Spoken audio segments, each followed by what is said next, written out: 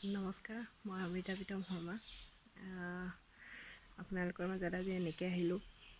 আপোনালোকে মই লিখা গানটোক আদৰি লোৱাৰ কাৰণে যথেষ্ট ধন্যবাদ। এই গানটোৰ নাম আছিলে জোনাক গলিছে তোমাৰ দেশত।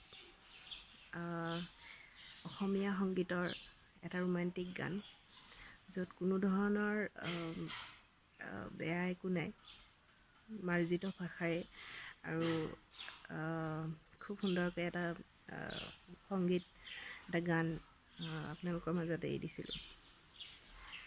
এই গানটি যিসকল লোকে উপভোগ কৰিলে তাৰ কাৰণে ধন্যবাদ, আৰু যিসকল লোকে এতিয়ালৈকে কৰা নাই সেইসকল লোকে যাতে এই গানটো চায় আৰু আমাৰ ভুল ত্ৰুটিবোৰ শুধৰাই দিবলৈ আগবাঢ়ি আহে, আৰু যদি ভাল হৈছে সেই গানটোক আৰু এক ওপৰলৈ লৈ যাবলৈ আমাৰ সহায় কৰে। তাৰ কাৰণে মই আপোনালোকৰ ওচৰত অনুৰোধ জনালোঁ। আৰু এই গানটো আচলতে আমি বহুত সাধাৰণ ল'ৰা ছোৱালী কেইটামানে মিলি কৰিছিলোঁ। এইটো প্ৰযোজক আছিলে শৰ্মা, আৰু গাইছিলে নিপন আৰু জ্যোৎস্নাই, আৰু সংগীত ব্যৱস্থাপনা আছিলে হেমন্ত স্বৰ্গীয়দেৱৰ, আৰু সুৰ সংগীত কৰিছিলে গুৰু পবিত্ৰলৈ।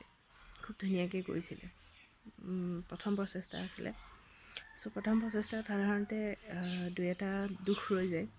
সেই দুখখিনি আকৌ নতুনকৈ শুধৰাম আমি, আৰু এটা তাতকৈ ভাল উপহাৰ আপোনালোকক দিম বুলি আশা কৰিলোঁ। আৰু লগতে চেষ্টা কৰিম ইটো সিটো কিবা কিবি বুলি মোৰ এটা ইউটিউব চেনেল মই জাষ্ট ষ্টাৰ্ট কৰিছোঁ।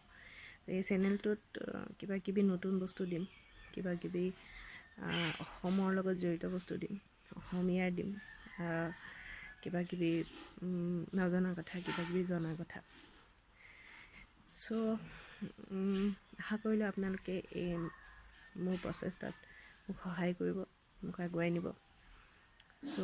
তাৰ কাৰণে ধন্যবাদ, আৰু আকৌ এনেকৈ লগ পোৱাৰ প্ৰতিশ্ৰুতিৰে আজিলৈ সামৰণি মাৰিলোঁ। ধন্যবাদ।